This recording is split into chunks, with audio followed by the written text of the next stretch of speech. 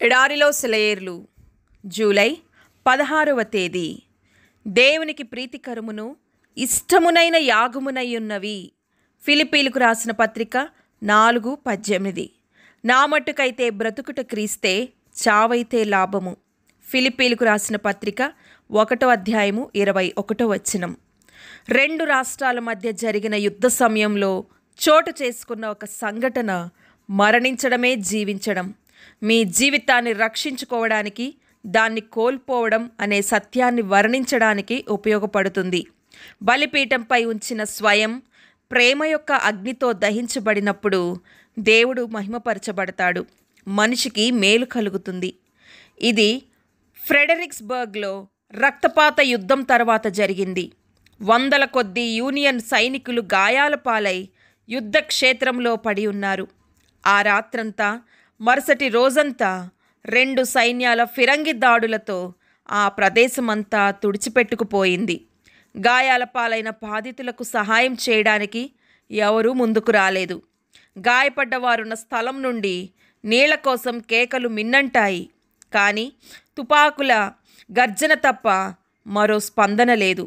ప్రాకారాల వెనుక ఉన్న ధైర్యవంతుడైన ఒక దక్షిణ ప్రాంత సైనికుడు ఈ దయనీయమైన ఏడ్పులను ఇకపై భరించలేనని భావించాడు. వారి పట్ల తన కనికరం తన జీవితం పట్ల తనకున్న ప్రేమ కంటే మించినదిగా ఉంది. రిచర్డ్ కిర్కాండ్ తన సైన్యాధిపతితో, జనరల్, నేను దీన్ని భరించలేకపోతున్నాను.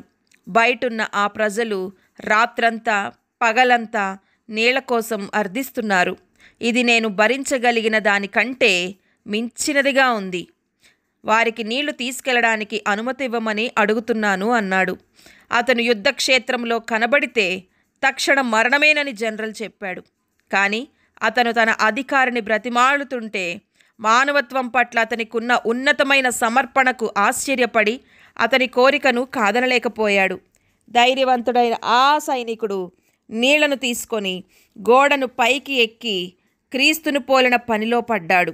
ఈ సైనికుడు దగ్గరలో ఉన్న బాధితుని దగ్గర మోకరించి నెమ్మదిగా తల పైకెత్తి చల్లటి నీళ్లున్న కప్పును తడారిపోయిన పెదాలకు అందిస్తుంటే రెండు వైపుల నుండి సైనికులు అతని వైపు ఆసక్తితో చూస్తున్నారు. ఒకానొక సమయంలో యూనియన్ సైనికులు బూడిద రంగు యూనిఫామ్లో ఉన్న సైనికుడు గాయపడిన తమ తోటి సైనికులకు ఏం చేస్తున్నాడో గ్రహించిన తరువాత వారు ఒక్క ఫిరంగి కూడా పేల్చలేదు. దాహంతో ఉన్న వారికి నీళ్ళిస్తూ, విరిగిన బెణకిన అవయవాలను సరిచేస్తూ, సైనికుల తలలను వారి పరుపులపై పెడుతూ, వారిపై దుప్పట్లను, సైనికుల పైకోట్లను తీసుకొని ఒక తల్లి తన పిల్లలపై మృదువుగా కప్పినట్లు కప్పాడు. ఈ దేవదూత పరిచర్య పూర్తయ్యే వరకు మరణపు శబ్దాలు ఆగిపోయాయి. ధైర్యవంతుడైన ఈ సైనికుడు తన శత్రువుల పట్ల దయతో వారికి సహాయం చేయడానికి తనను తాను పూర్తిగా మర్చిపోయేటట్లు చేసిన శూరత్వాన్ని మనం ప్రశంసించాలి.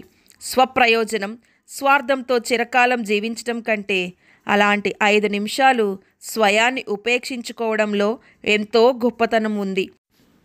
దానిలో క్రీస్తు వంటి స్వభావం ఉంది. ఇలాంటి క్రియల ప్రక్కన మనిషి స్వప్రయోజనంతోనూ స్వార్థంతో నిండిన క్రియలు నిలబడ్డప్పుడు ఎంత దరిద్రంగా, నీచమైనవిగా, అల్పమైనవిగా కనిపిస్తాయో. దేవుడి మాటలను దీవించునుగాక. ఆమెన్.